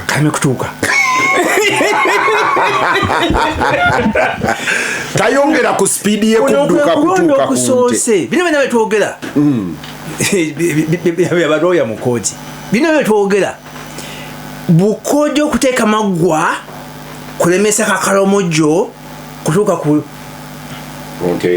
nteringa esaze sijja kukautraninga kukasookayo kadduka speedi mpitirivu munyambe muteekewa mind you kali light sikali heavy eno nkulu ekaddiye ne speed ate egeze overweight egezaako okuteeka emisanvu muki amaggwa alemesa kana akalomojo okutuuka eno first time mukulu Kakande Fraser ni bazipika mazira kajja kusobola kuwala ziri bazipika na bomba kaleke tabe ekirabaawo kamekoka eno first time I thought atayagala Fraser lebireko akakalomojo yalina nnyini information yanda badatega amagwa notenterye enumi enzungu si etega atega ekibazo nanyini so I think is imali bomba inapikamu kubanga eno ye first time akakalomoja this morning bane bwawire nga bagamba nti Kyagulanyi ba campaign ze guro kati nagamba nti obone lade ne gobode ne buziba nagamba nti kangende nsule mu district eri jengendo campaigning amwenkeera polisi nemugaa sebo olwaleero enakubeera mu district erina okusulayo tokkiriza okusulayo okutuuka enkya nebamugaa nti enakusula wano district gyolina okubaamu olwaleero ebyo tebibangawo mu bulondu bwa presidential election okuva mu 1996 mubaddemu ebizibu bingi naye tutuuse ku levo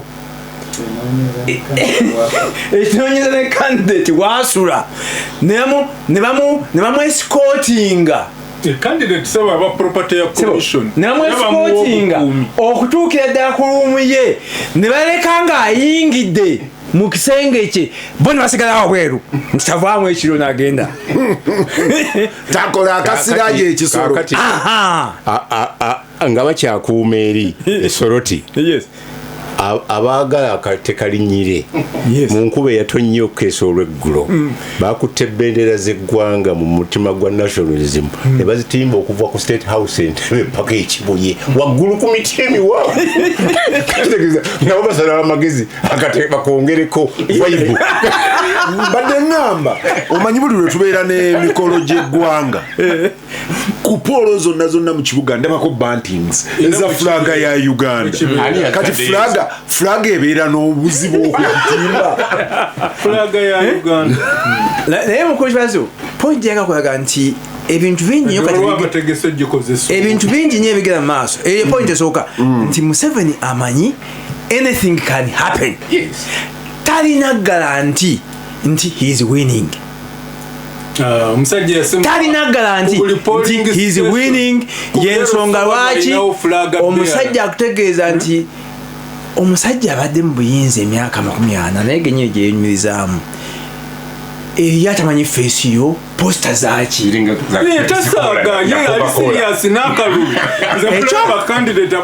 ekyokubiri isho eyokubiri yino nti omuganda agamba nti gwe yabbanga naye bw'asula emiryango teweebaka kubanga entime alowooza nti omusajja ono ayinza ekyokukwaki kitegera kubanga alowooza mwabbanga nga beebase kaakati jjukira Museveni ne gurupu ye baagenda mu nsiko oluvannyuma lw'akalulu ka 1980 singa ojjayo n'otunya amawulire agafuluma mu 1980 ebigambo kati ebyogerwa aba opposition mukwemulugunyangamu byebyo byenyini mwami Museveni nga leader wa UPM byayogeranga era juzi bampeereza kopi ya weekly topic ya 1980 Museveni bye kati Kyagulanyi owaleero Nandala owaleero Mugisha Muntu owaleero bye boogera n'okwemulugunya mu kulonda byonna byebyo byenyini Mr. Museveni byayogeranga n'okwemulugunya mu nteekateeka y'akalulu kati Obote Museveni owaleero ye muwanga n'Obote owa 1980 nedda kati Museveni owa 1980 ye Kyagulanyi n'abalala John ogwana osome omanyi ku Lwokuna Simba yabadde n'embaga yeggalawo omwaka akabaga kafa akaggalawo omwaka ekirabo kye bampadde munywanyi omu yampadde ekirabo kya kitabo kya Mamudani ekipya niye nagenda okusituka wali nga maze okusoma the introduction ne preamble y'ekitabo you want to read entry ya Mahmood Mamdani mu kitabo kiri Mahmood Mamdani apitinga two protagonists mu byafaayo bya Uganda omu ye General VCM Field Marshal VCMC DSO Conqueror of the President Empire CBE Idi Amin Dada kati protagonist owokubiri ye General of the Resistance Sabarwanyi Yoweri Kaguta Museveni Tibuhaburwa erinnya eryo lyali lyaleetera Siraje ebizibu naye munayo oluvannyuma lyakomawo ne libeera rehabilitated bw'agenda okuba piitinga ababiri aga nti ono yalina buffoonery kyekigambo kyakozesa ku Idi Amin munaye abasinga bamukompeyarinze n'ono nga balowooza nti ono ye alina akaziga ak'enjawulo ni Mahmood Mamdani bw'abateeka ku kipimo bweba alaba weewaawo naye ekitabo kirungi era emboozi yaakyo yankoze bubijjo natuuse ku kkubo nga nina jaamu nenzira ebbali w'oluguudo n'ensoma kitabo omukulu Museveni ye yabumu ngezako okutegeeza era for a Christmas break buli asobola soma Mahmood Mamdani ngezako okutegeeza sebo ndeka kubanga wano bawadde nange wano bampadde ne mmaliteeka ttaano nga mmwe mwogera leka Kateregga ayogere era muntu mulamu Kakande twage Simba leka kugityohoola leka Kateregga ayogere nze moderator information gyemuwa nti Mamudani oyo abeera akyukakyuka ne byawandiika okusinziira ku mbeera ze ye ng'omuntu mu 84 basazaamu obunnansi bwe mu Uganda kubanga yagira oba mwana w'abagira kuki Museveni yabumuddiza mu 86. Ate Mahmoud Mamdani is not shy about his heritage. Era mu preamble ye akubuulira bwe yajja. The sweetest part ye Kibazo na advert ya Kibazo by the way inokusasura you see musoma akatabako for a Christmas why because yagaye Museveni alinga amini sija gendayo naye ponja okulaga nti bino bene biriwo bikulaga nti Museveni abana obweraliikirivu buli kalulu abaddewo nti akalulu kayinza okuvaamu abamuwakanya okumulwanyisa militarire era atera okukola era nikati abikola ebyo byalowooza nti abagezaako okufollowinga ni his footsteps ziyakola mu 1980 balinga enteekombakumu okubakuba preemptively kati narrative eno gyalina bano baga kutabangula ggwanga kubanga bajakidingana even before anybody talked about even before Chagwani mentioned the issue of soldiers and violence, Museveni yali atandise obweddoga nti intelligence tugamba eri abagenda okutabangula eggwanga eri abagenda okutabangula eggwanga ng'agezaako okubuildinga narrative eyo. Ndowooza wawulira okulonda okwali mu ggwanga erimu West Africa Obasanjo kwe yagamba nti president staged the coup against himself ng'amaze okuluzinga kikulaga nabene bena Museveni bayogera nti banzibwa obululu 2.7 million kikutegeeza nti he is not ready to accept a defeat. He is preparing ground nti in case are defeated even massively ajagama banzibye I'm not accepting. Preparing a ground. Gasimbagane ne bannamawulire. Merry Christmas.